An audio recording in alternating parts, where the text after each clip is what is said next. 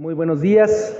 Estamos aquí para exponer un caso de violencia estructural, un ejemplo de violencia de género y de un grupo que se asume influyente, que tiene vínculos con la familia Fox Quesada, y está aquí la mamá, está Rocío Thompson.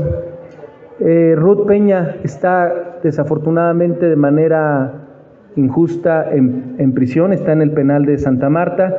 Ella fue víctima de violencia por parte de su entonces esposo, de su pareja, ¿no? De su pareja, que es Francisco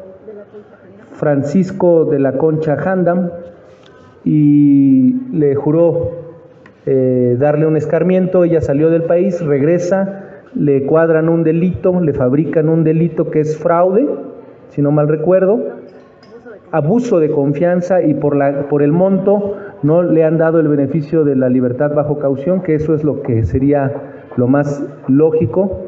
Entonces está aquí su mami. Nosotros ya presentamos el punto de acuerdo. Le agradezco a Óscar su acompañamiento, al diputado Óscar, que esté aquí acompañándonos. Se presentó este punto de acuerdo donde le hacemos el llamado al presidente del Tribunal Superior de Justicia de la ciudad de revisar este caso con mucho detenimiento, porque se trata de un uso ilegítimo que se está haciendo de la ley y de la justicia en la Ciudad de México. Y bueno, nadie mejor que Rocío, como mamá de Ruth Peña Thompson, para compartirnos la situación en la que se encuentra. Adelante, Rocío.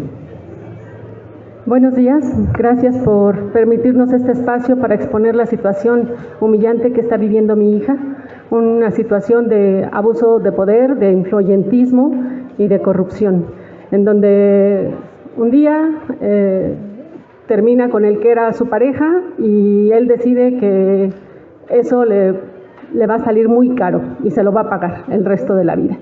Entonces, ella deja de trabajar en la empresa por presiones de agresión psicológica y de agresión física, y este hombre la amenaza, y hay un correo electrónico donde se lo cuenta. Posteriormente, ante el acoso tan fuerte que él ejercía sobre mi hija, ella tiene que salir del país. Ella es economista y actuaria y tuvo que salir del país, y afortunadamente, gracias a su capacidad, logró conseguir empleo en Alemania, en una muy buena empresa. Y mi hija quizá comete el error de denunciar a este hombre, porque cuando salió de la empresa no le pagaron su liquidación ni ninguna de las prestaciones a las que tenía derecho, y entonces este hombre la hace venir para firmar un acuerdo en Ciudad de México en donde ella pueda tener acceso a esos recursos o a esa demanda que estaba solicitando. Sin embargo, ¿cuál es su sorpresa? Que al llegar a la Ciudad de México el 8 de agosto a las 3:30 de la mañana, es detenida por policías de investigación, en donde le dicen que hay una orden de aprehensión en su contra. Y esta orden de aprehensión nunca supimos de ella. Los datos que dieron para identificarla o para localizarla eran falsos, direcciones totalmente falsas. Nunca nos informaron a su familia, sabiendo que vivíamos en México, y a ella la buscan en México cuando sabían que vivía en Alemania. El 27 de enero, un juez de control emite una orden de aprehensión en su contra, y el 8 de agosto es detenida en el aeropuerto. Es presentada en el penal de Santa Marta, Catitla, donde permanece hasta el día de hoy 94 días con sus noches, muriendo cada día.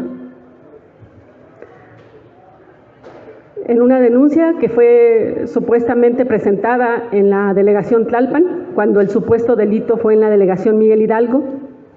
Una denuncia que fue firmada en una hoja en blanco, que Francisco nunca asistió a la fiscalía y que por lo tanto la querella se encuentra prescrita. Una carpeta de investigación que no contiene estados de cuenta ni del denunciante ni de Ruth, y que eran fundamentales para sostener el supuesto delito del que se le acusa. Por este motivo, el perito contable de la Fiscalía General Capitalina, el licenciado Sergio Víctor Caselo Molalpa, señaló que carecía de elementos y estaba impedido para emitir una opinión técnica al no contar con los estados de cuenta. Sin embargo, el Ministerio Público, llamado Guadalupe Ricardo Martín Hernández de la Cruz, coludido con la parte demandante, y eso lo decimos porque cuando los abogados hicieron notar, los abogados defensores de mi hija hicieron notar tales actos ilegales, la falta de documentos del estado de cuenta, entonces 2 días después aparecen los estados de cuenta del señor Francisco de la Concha. Posteriormente, cuando se hizo notar que no había firma del documento, entonces aparece el señor Francisco de la Concha 3 días después, ratificando que hay una firma suya. Cabe hacer notar que el Ministerio Público solito está acabando su destino. ¿Por qué? Porque para justificar la orden de aprehensión que solicitó ante el juez de control, declaró que los estados de cuenta se encontraban en el documento. En el expediente, que constituye 216 hojas, no tiene anexos y no están contenidos los estados de cuenta. Y es precisamente él, 80 días después de que mi hija fue detenida, quien solicita como acto de investigación que la Comisión Nacional Bancaria y de Valores remita los estados de cuenta del señor Francisco de la Concha. Y entonces la pregunta a reflexionar es, pues no que sí contaba con ellos, no le dijo al juez de control que el expediente estaba completo y por eso giraron una orden de aprehensión en contra de mi hija. Entonces, el 12 de agosto, el juez vincula a proceso a mi hija y no le da ninguna oportunidad al abogado defensor bajo las objeciones que él propuso.